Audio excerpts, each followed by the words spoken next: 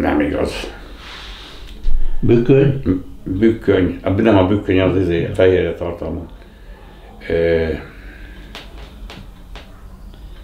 Nem. No, the oil. Szirok. Ezért gondolkodtam. Na, napraforgó, repce, szirok, sáfrányos szeklice, unzóvájter. Now the types of grain high in oil are sunflower seeds. Lámag, kendelmag. Nem tudom a nevüket angolul. Sunflower seeds and etc. Ja. Ennyi. Ennyi, hát minden nem lehet tökéletes. Köszönöm szépen, mondom még esetleg elmondani való, vagy hozzáfűzni Van, való. igen. Tehát annak ismeretében, hogy tudom, hogy mennyi az energiaigénye egy állatnak, tudom, hogy mennyi van a takarmányban, energiám, és tudom azt, hogy milyen energiaigényes út lesz, ez szépen szinkronba hozható. Now, because I know the energy requirements of an animal, and the energy that is present in the feed, and the energy that is required for the race or the distance that has to be traveled, these all synchronize well, and yeah. Na most, ennek a lényege az, ha túlletetem, azért nem jön, ha alulletetem, azért nem jön. Kivételt képez ebből két kategória, a hosszú táv, meg a maraton vagy az extrém hosszú táv. Ki, hogy hívja? Now, if it's not good if I overfeed or underfeed a bird, but there are some exceptions to this in very long distance flights, marathon flights or ultramarathon flights. Ezt azért mondom, mert a két említett táv, tehát a hosszú táv, meg a maratontáv, ez igenis jelentős energiatartalékokat kíván. Még a rövidebb hosszú távot csak-csak bele lehet etetni azt az energiát, de a maratonra nagyon nehéz beleetetni azt az energiát, aminek ugye van egy technológiája, amit én már kidolgoztam, amivel bele tudom etetni. Tehát én például a maratonon 15 óra hosszai repüléssel számolok egy galambnak. Ezt ha kiszámoljuk, ez csak a repüléshez 450 kilokalória. Csak a repüléshez. Now, I say that there are exceptions because for long-term flights, the energy requirements are very great. For example, for a shorter marathon, and there is a technology to get this amount of energy into the bird, and it is possible. For example, for a long-term race, the time would be around 15 hours. This would require, for the flight alone, a total of 450 calories. Na most, hogy miről tudom én azt megállapítani, hogy most én jó úton haladok vagy nem, hát hogy egyszer ismerem a galambok igényét, másodszor pedig matekozok a takarmányon. De van egy nagyon jó indexáló, az pedig az árpa. Az árpát a galamb két esetben nem eszi meg. Ha beteg, még ha túl van etetve.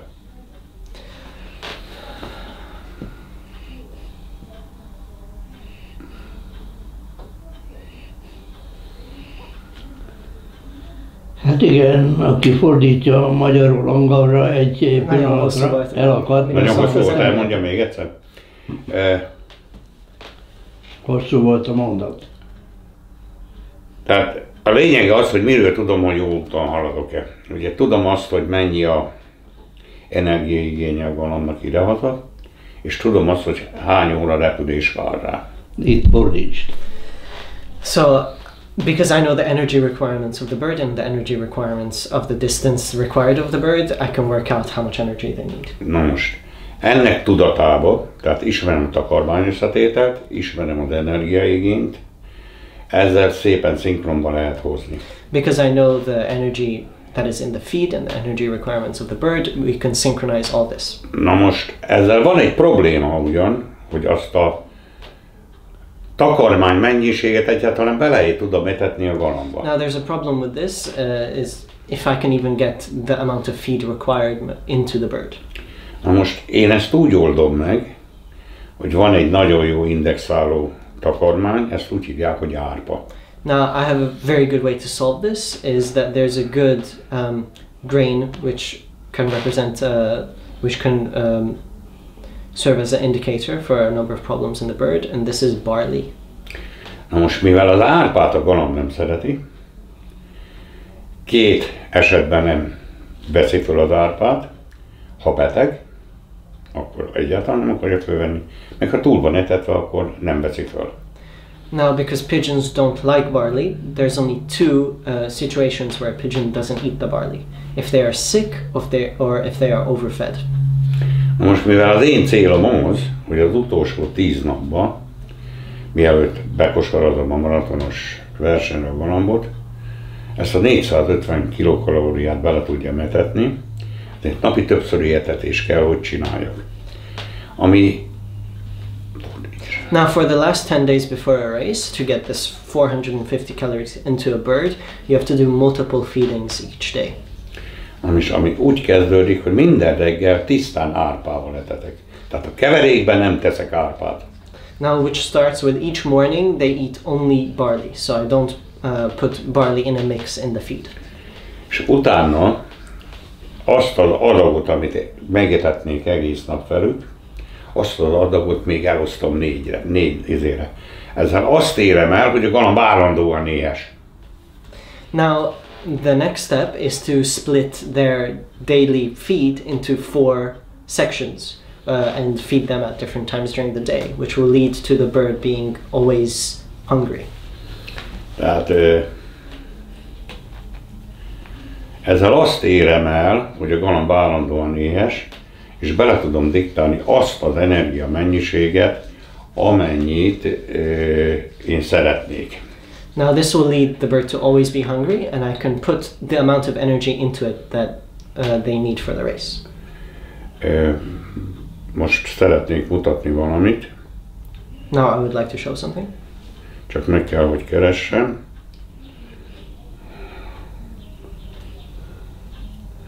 Meg kell, hogy keressem. Azt mondja, hogy... Hölgyek, urak, az Attila még szeretne valamit bemutatni, de a technika ördöge úgy látom, hogy közbeszólt, mert hiszen valamit keres, de ezen találja. De remélhetőleg előbb-utóbb előjön a technika segítségével, amit éppen keres, illetve amit szeretne bemutatni. Megvan. De mindezt is angolban légy szíves, amit mondtam. Csak én ezt be akarom állítani, hogy senki. Sir Attila is trying to find something to show. Egy komoly maratonverseny, nem tudom, látod-e? Igen, igen.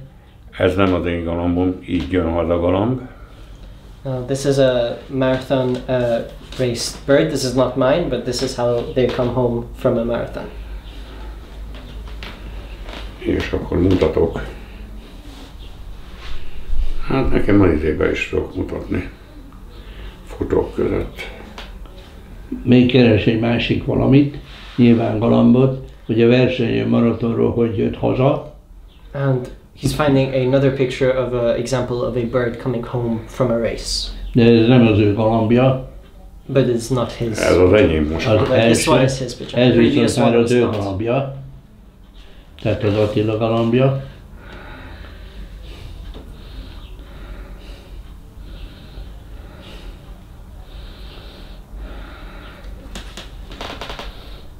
Igen. Meg van szakadva, mi? Nincs. Ja, a galamb az össze van zuhanva, hát ez szegény az teljesen össze van zuhanva. Ez nincs összezuhanva. The poor bird is Az egyik sincs collapsed. összezuhanva. Láttad a különbséget? There's a difference between these birds. 5 percen belül érkezés után. Ugye első lejelenteni, megnézni, hogy a galambnak nincs szüksége segítségre, és utána lehet fényképezni. Tessék, másik. Now there's a big difference in the first 5 minutes of arriving after a race.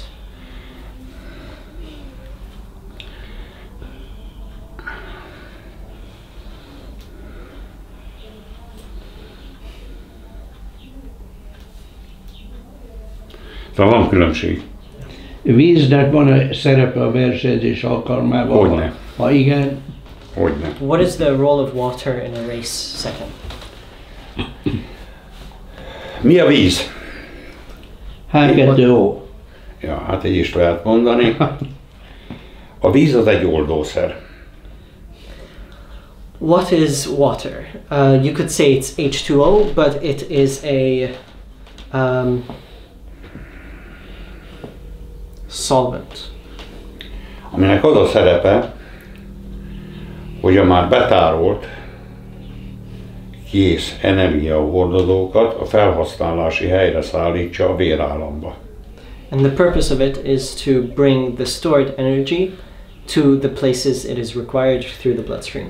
Ugyanis a izmok használata során, és ez nem csak a galambokra, emberekre, minden állatra is vonatkozik, aki munkát végez, a vér, ha nincs elegendő folyadék a szervezetben, magyarul víz, oldószer, besűrűsödik. Azáltal, hogy besűrűsödik, a energiát nehezebben tudja szállítani, aminek okszerű következménye a teljesítmény csökkenés. Now, this is the same for all animals. All animals require water, all animals that move or exert some kind of force, because the muscles need energy to function.